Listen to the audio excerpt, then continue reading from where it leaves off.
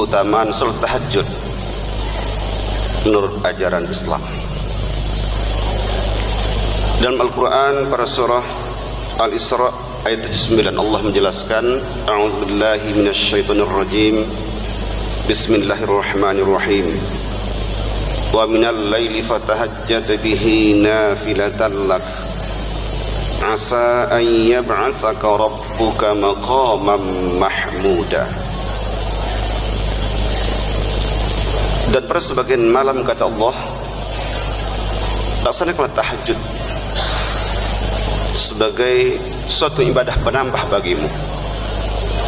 Asa an yab'atsaka rabbuka maqaman mahmuda.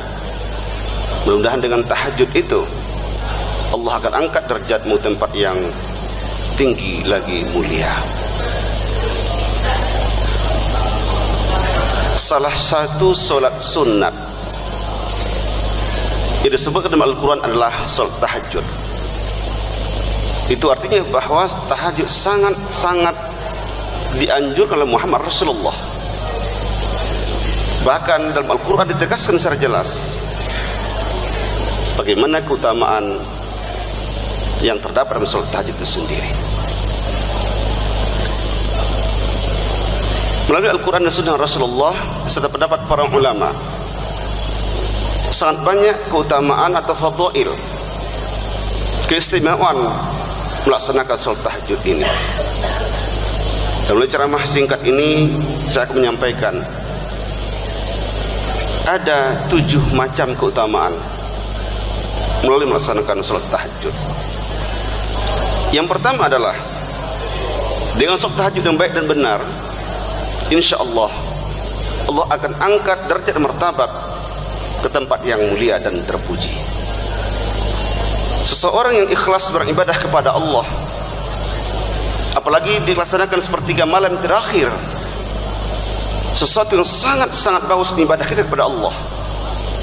Kalau kita logikakan, kalau di siang hari barangkali terlalu banyak yang memohon kepada Allah, tetapi ketika malam hari sepertiga malam terakhir dilaksanakan, ya sedikit orang yang bangun di tengah malam, di saat itulah dia meminta kepada Allah Subhanahu wa taala. Nah, dengan demikian ketika orang bangun di tengah malam hanya orang-orang pilihan. Sebagai kecil hanya umat Islam yang mampu tahajud di malam hari. Nah, oleh karena itulah ketika orang dengan sadar ikhlas dan terus melaksanakan ibadah dengan baik, terutama tahajud di malam hari ini, insya Allah Allah akan angkat derajatnya ke tempat yang mulia dan terpuji. Yang kedua adalah tahajud merupakan salat sunat yang paling diutamakan.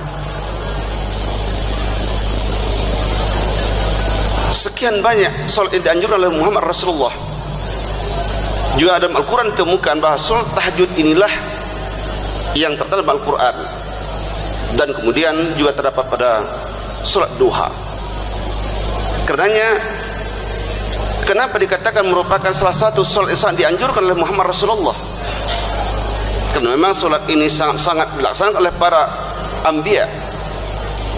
Bahkan juga istilah tahajud sendiri dijelaskan dalam Al-Quranul Karim.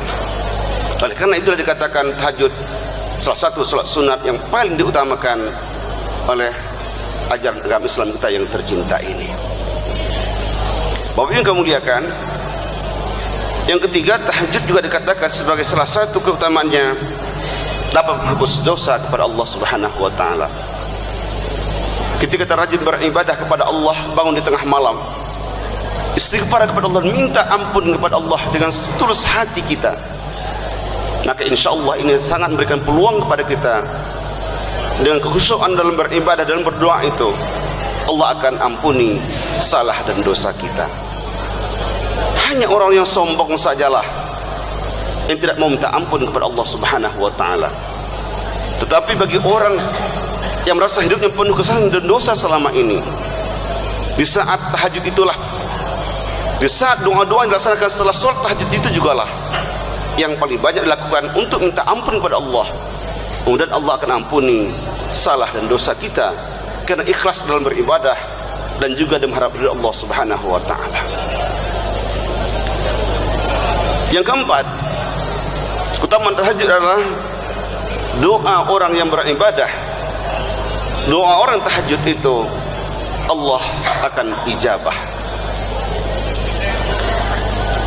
Pada ayat yang lain Allah katakan, itu pada surah Al-Baqarah ayat 186, wa idza sa'alaka ibadi anni fa inni qarib ujibu da'watad da'i idza da'an falyastajibu li wal yu'minu bi la'allahum yarshudun.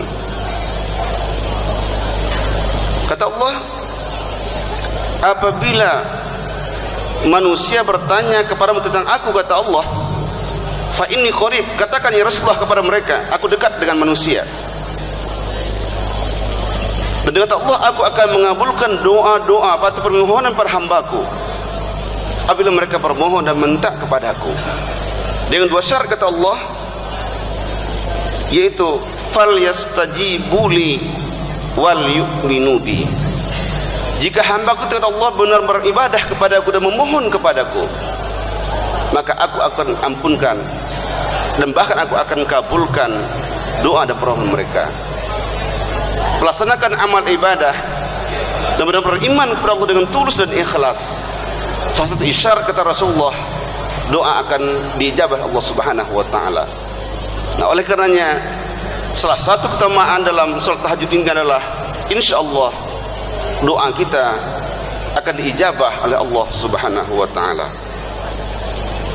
Yang kelima, tahajud dalam segi ilmu kedokteran sangat dapat diterima karena ia merupakan dapat melancarkan aliran darah manusia, terutama ketika sujud berlama-lama.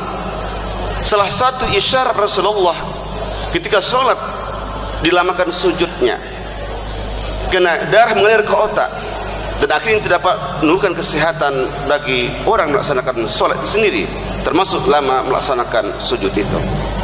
Oleh karenanya kata Rasulullah, dengan tahajud ini insya Allah semakin sehat manusia atau melancarkan aliran darah bagi pelaku sholat tahajud itu sendiri.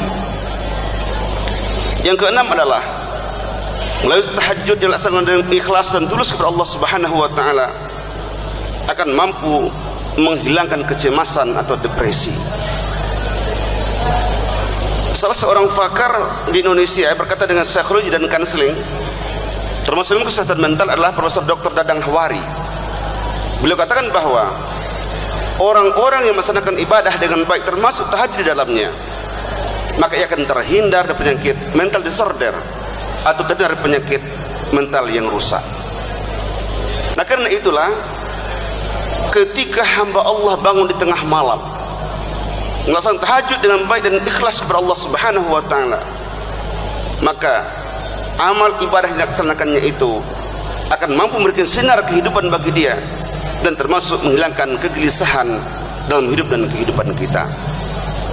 Ketika ada satu persoalan, bukan mengadu sama orang lain, bahkan bukan kita lari ke dukun minta pendapat kepada mereka, tapi laporlah, mengadulah kepada Allah Subhanahu wa taala di tengah malam tadi. Yang paling tepat adalah ketika melaksanakan salat tahajud itu. Demikian juga apa yang disampaikan oleh Profesor Dr. Zekeh Derajat dalam buku Ilmu Jiwa Agama. Beliau mengatakan ada 3 keutamaan agama bagi manusia, atau ada 3 fungsi agama bagi manusia. Pertama adalah agama dapat memberikan bimbingan bagi kehidupan manusia, atau sebagai guidance, pembimbing, petunjuk dan pemberi arah ke dalam manusia. Yang kedua adalah manusia ketika beragama, agama dapat menolong dalam kesusahan dan penderitaan hidupnya. Kita ada satu masalah, satu problem yang dihadapi oleh manusia, maka banyaklah baca Al-Quran, mohon kepada Allah untuk cari solusinya, serta berusaha dan berdoa, insya Allah akan dapat teratasi. Oleh karenanya agama salah satu cara, kata Zakir Derajat, untuk menjadikan manusia survive dalam kehidupan ini. Dan ketiga adalah agama juga dapat menenteramkan batin manusia. Dalam Al-Quran juga dijelaskan oleh Allah dalam Al-Quran pada surah Ar-Rum ayat 28, ala bizikrillah tatma'innul qulub. Ingatlah kata Allah, dengan zikrullah dengan membaca kalimat-kalimat yang suci, berzikir kepada Allah, ingat kepada Allah, membaca Al-Quran, solat dan sebagainya, insya Allah akan menjadikan hati tentram dan jiwa lapang serta jiwa yang bersih. Oleh karenanya tahajud salah satu upaya kita untuk dapat menghilangkan kegelisahan, kegundahan dalam kehidupan ini. Dan terakhir, yang ketujuh adalah tahajud salah satu kunci untuk membuka surga, mudahnya umat Islam, orang-orang iman masuk pada surga Allah sebagai balasan bagi orang beramal ibadah di dunia ini.